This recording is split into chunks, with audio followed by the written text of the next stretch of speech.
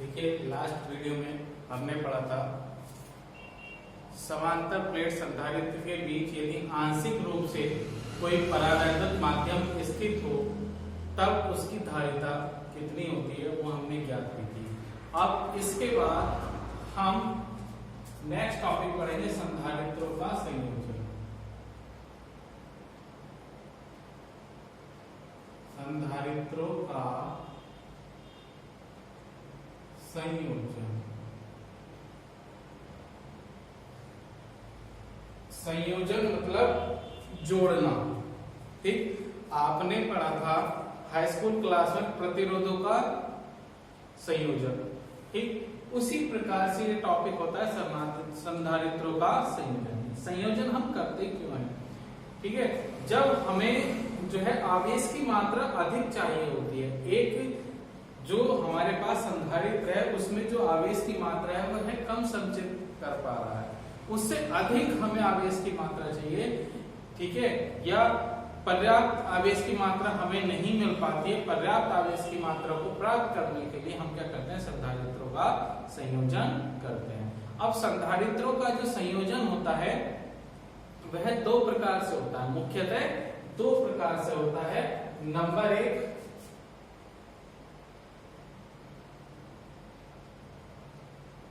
श्रेणी क्रम और नंबर दो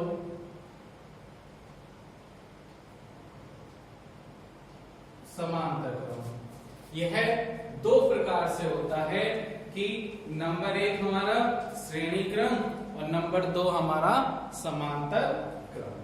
ठीक, अब इसमें सबसे पहले हम पढ़ेंगे श्रेणी क्रम। क्या पढ़ेंगे? श्रेणी क्रम।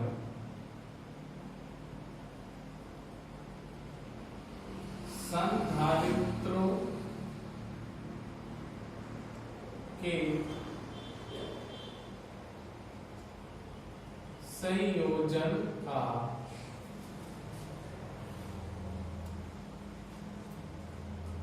श्रेणी क्रम।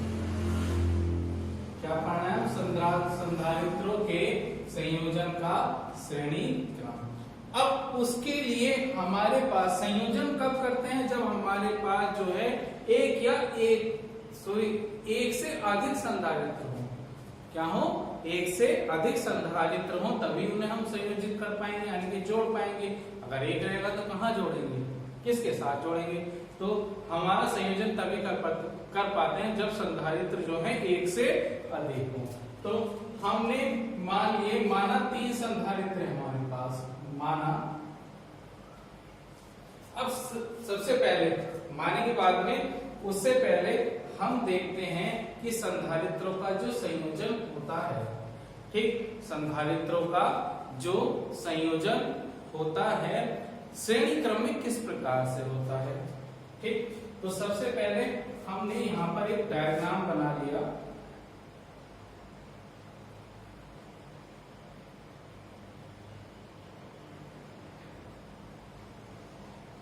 ये C1 मान लिया, इसे C2 मान लिया और इसे C3 मान लिया। इन्हें आपस में इस तरह से इंटरकनेक्ट कर दिया और ये यहाँ पर किसी बाह्य स्रोत से जुड़ा हुआ है और यहाँ पर किसी ये अर्थ के द्वारा यहाँ पर जुड़ा हुआ। क्या है यहाँ पर? अर्थ। ठीक, अब हमारा संधारित्र की प्लेट के ऊपर क्या होता है? एक पर धनावेश होता है और दूसरी पर हमारा ऋणावेश होता है। ऐसे ही एक पर धनावेश, दूसरी पर ऋणावेश। ऐसे ही एक पर इस पर धनावेश और इसकी दूसरी पर क्या हो गया? हमारा ऋणावेश। ठीक, ये इस संधारित्र की पहली प्लेट, ये C1 संधारित्र की ये पहली प्लेट, ये दूसरी प्लेट। ऐसी C2 संधारित्र की ये पहली प्लेट, ये दूसरी प्लेट। ये केवल समझाने के उद्देश्य से है आपके। ठीक, ये C3 की पहली प्लेट और ये दूसरी प्लेट। अब इसमें होता क्या है कि इसमें देखिए आप, इसकी दूसरी प्लेट इससे अगले वाले संधारित्र की पहली प्लेट से जुड़ी हुई है। ऐसे ही C2 की दूसरी प्लेट अपने अगले संधारित्र यानी कि C3 की पहली प्लेट से जुड़ी हुई है। ठीक, ये बन जाता है हमारा श्रेणी क्रम। तो हम क्या कह सकते हैं कि श्रेणी क्रम में संधारित्रों के संयोजन के लिए प्रत्येक संधारित्र की दूसरी प्लेट उसके अगले संधारित्र की पहली प्लेट से जोड़ते हैं। वही चीज मैं लिखूंगा, ठीक। श्रेणी क्रम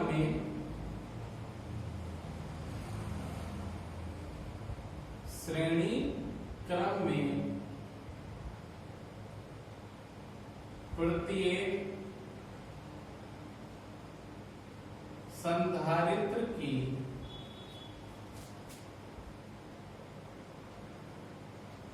दूसरी प्लेट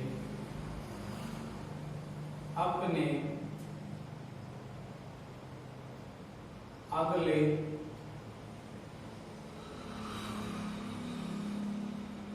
संधारित्र की पहली प्लेट से जुड़ी हुई होती है, ठीक। संयोजन हम पहचान लेंगे, कोई भी संधारित्र किसी भी प्रकार से जोड़ा हो उसमें अगर हमें पहचानना हो कि ये श्रेणी क्रम है, ठीक है, तो किस तरह से पहला पहचानेंगे कि उसकी जो दूसरी प्लेट होगी उसके आने वाले यानी कि उसके अगले वाले संधारित्र की पहली प्लेट से जुड़ी होगी, वह क्रम क्या कहलाता है? हमारा श्रेणी क्रम कहलाता है। अब हमने यहां पर माना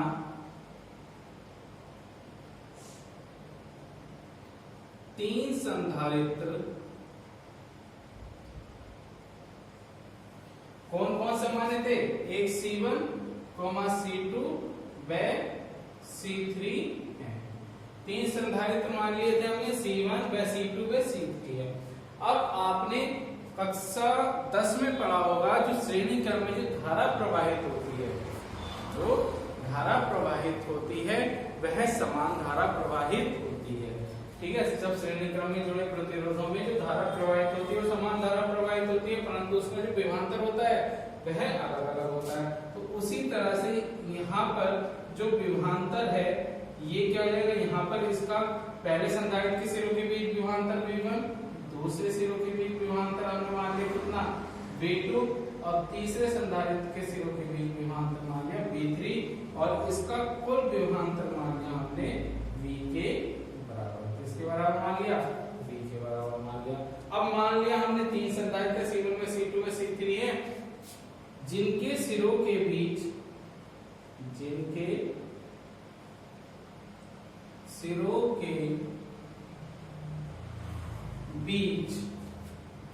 क्रम से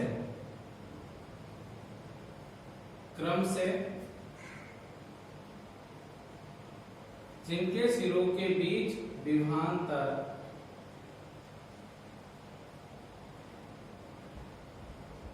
क्रम से V1, V2 व V3 हैं, ठीक। इनके सिरों के बीच विभवांतर कितना है? V1, V2 व V3 है। अब इसके बाद क्या आता है इसमें कि उसके बाद क्या निकालना है? पहले संधारित्र के सिरों के बीच विभवांतर निकालना है। यहां पर लिख देता हूं मैं कि तब पहले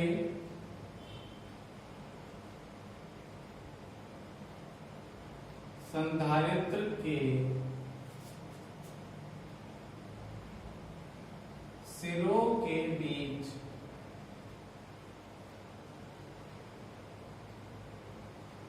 विभवांतर कितना माना था? पहले संधारित्र C1 के सिरों के बीच विभवांतर V1, ठीक। अब क्या होता है हमारा? C बराबर Q अपॉन V होता है। क्या होता है? C बराबर Q अपॉन V होता है। तो यहां से V की वैल्यू निकालें तो V बराबर क्या हो गया? Q upon C। अब जो आवेश इसमें प्रवाहित किया, कैसा आवेश गया? यहाँ से स्रोत से हमें प्लस आवेश दिया, ऋणावेश प्रेरण के कारण दूसरी प्लेट पर ऋणावेश, भीतरी सतह पर ऋणावेश आ गया, परंतु बाहरी सतह पर धनावेश आ गया, तो इसलिए दूसरे पर भी क्या गया? धनावेश गया। ठीक उसी तरह से इस पर ऋणावेश आ गया, बाहरी सतह पर ऋणावेश, तो ये अगले पर चला गया तो ऋणावेश आ गया। अब सॉरी धनावेश आ गया।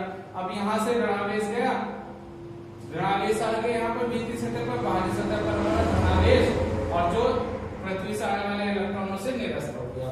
ठीक, अब इस पर आवेश कैसा प्रभावित है तीनों पर? क्यू, समान आवेश है, क्यू क्यू क्यू, क्योंकि श्रेणी क्रम में जो संधारित्र जोड़े जाते हैं तो तीनों संधारित्र या जितने भी संधारित्र जोड़े जाते हैं उन पर समान आवेश उपस्थित होता है। ठीक, तो यहाँ पर आवेश की मात्रा क्या हो गई? क्यू। अब यहाँ पर इस संधारित्र की धारिता कितनी मान ले रखी हमने? C1। कितनी ले रखी? C1। इसे ले लिया समीकरण नंबर 1। ठीक, अब दूसरे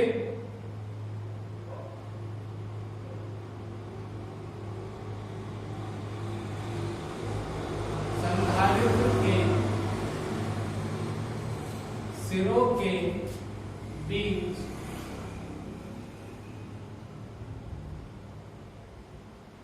विभवांतर कितना मान रखा था हमने? V2। आवेश Q है और इसकी जो धारिता है वो कितनी है? संधारित्र तीन लिए थे, C1 C2 C3। का मतलब क्या था कि उनकी धारिता जो है वो एक की C1 है, दूसरे की C2 है और तीसरे की C3 है। ठीक, तो यहाँ पर इसकी धारिता ले ली हमने कितनी? दूसरे की C2, तो ये हो गया C2। ये हो गई समीकरण नंबर 2। इसी प्रकार तीसरे संधारित्र के सिरों के बीच विभवांतर क्या हो गया? यहाँ पर V3। कितना मान लिया? V3। आवेश तो समान है तीनों, क्योंकि श्रेणी क्रम में जुड़े हुए हैं। आवेश समान हो गया Q। अब इसकी धारिता कितनी है? C3। ये हो गया हमारा समीकरण नंबर 3। क्या हो गया यहाँ पर? समीकरण नंबर 3। अब यहाँ पर ले लिया हमने क्या? बिंदु A में मान लिया और इधर क्या मान लिया हमने? बिंदु B मान लिया। ठीक है, इधर हमने बिंदु A मान लिया और इधर क्या मान लिया हमने? बिंदु B मान लिया। अब मान लिया कि माना बिंदु A व B के सिरों के बीच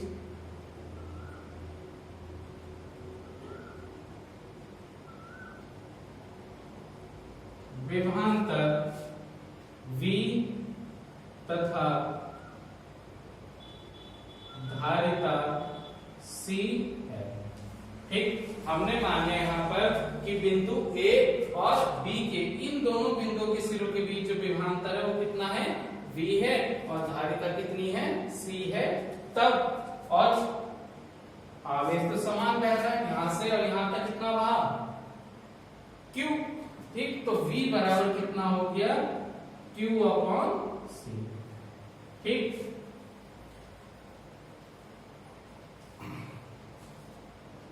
ये आ गया यहाँ पर। अब इसके बाद जो आता है हमारा स्टेप वो आता है कि A और B के बीच कुल विभवांतर बिंदु A व B के बीच कुल विभवांतर कितना हो जाएगा? V बराबर V1 plus V2 plus V3। ठीक, इन तीनों संधारित्रों के सिरों के बीच जो विभवांतर है उसके योग के बराबर हो जाएगा। अब B की वैल्यू तो यहां से रख दी हमने उठाकर, कितनी आ गई? Q/C। इसकी वैल्यू B1 की समीकरण 1 से रख दी, कितना आ गया? Q/C1। V2 की वैल्यू समीकरण नंबर 2 से रख दी तो Q/C2 और V3 की वैल्यू समीकरण नंबर 3 से रख दी तो Q/C3। अब देखिए आप यहाँ पर Q कॉमन आ रहा है। क्या कॉमन आ रहा है? Q। तो यहां से यहां पर कर रहा हूं मैं तो Q अपॉन C, यहां से Q कॉमन आ गया तो कितना बचा 1 upon C1 plus 1 upon C2 plus 1 upon C3। इस Q से ये Q कैंसिल, तो क्या बचा 1 अपॉन C बराबर 1 upon C1 plus 1 upon C2 plus 1 upon C3। अब यहां से देखिए क्या निष्कर्ष निकलता है कि बिंदु A और B के सिरों के बीच तुल्य धारिता का व्युत्क्रम, तुल्य धारिता मानी थी हमने यहाँ पर बिंदु A पे C के सिरों के बीच धारिता C मानी थी, ठीक है। तो उसका व्युत्क्रम जो होता है वो अलग अलग संधारित्रों के धारिताओं, अलग अलग संधारित्रों की धारिताओं के व्युत्क्रम के योग के बराबर होता है। वो मैं यहां पर लिख देता हूं। अतः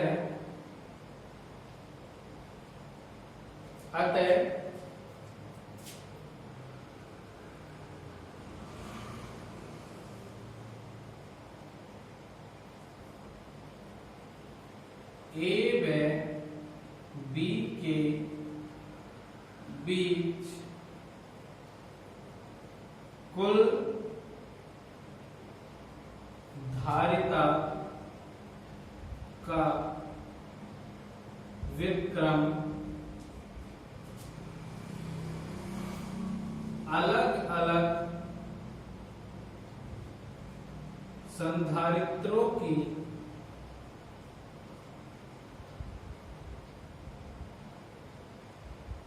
धारिताओं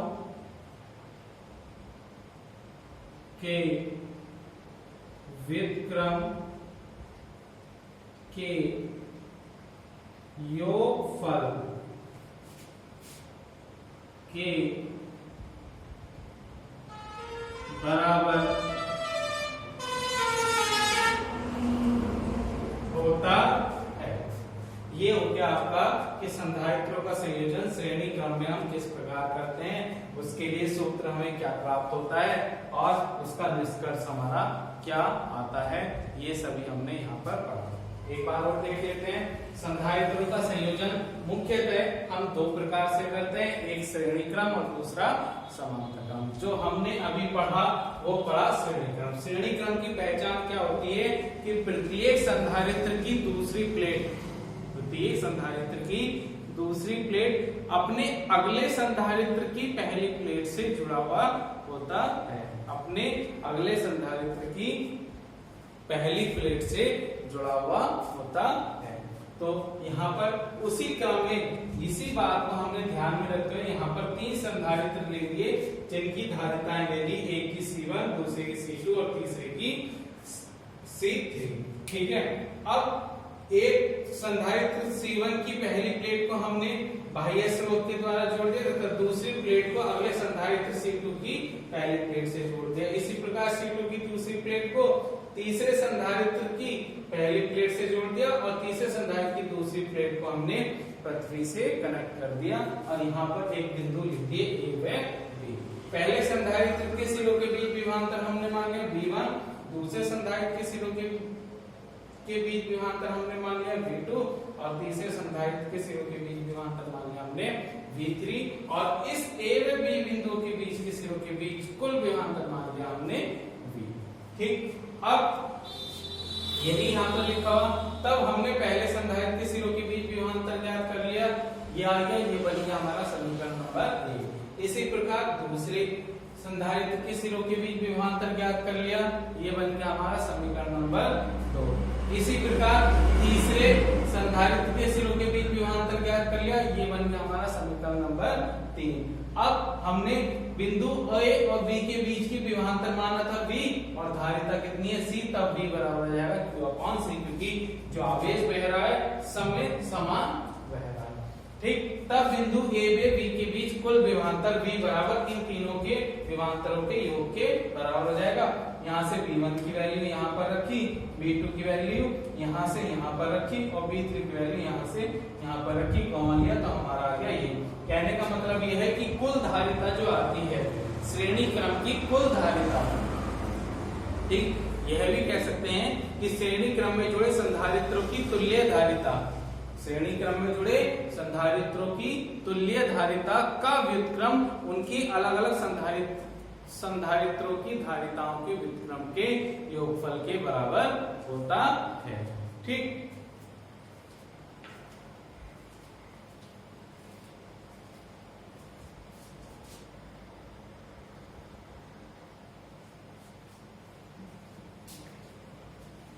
अब इसके बाद इसे हम अपनी नोटबुक पे नोट डाउन कर लेंगे, वर्क कंप्लीट रखेंगे। सभी विद्यार्थी विशेष ध्यान देंगे कि अपना जो है हम इसे, मैंने पिछले लेक्चर में भी आपसे यही कहा था कि हम जो है दिन प्रतिदिन इसे पढ़ते चले जाएंगे, तभी आपको जो है अगला वाला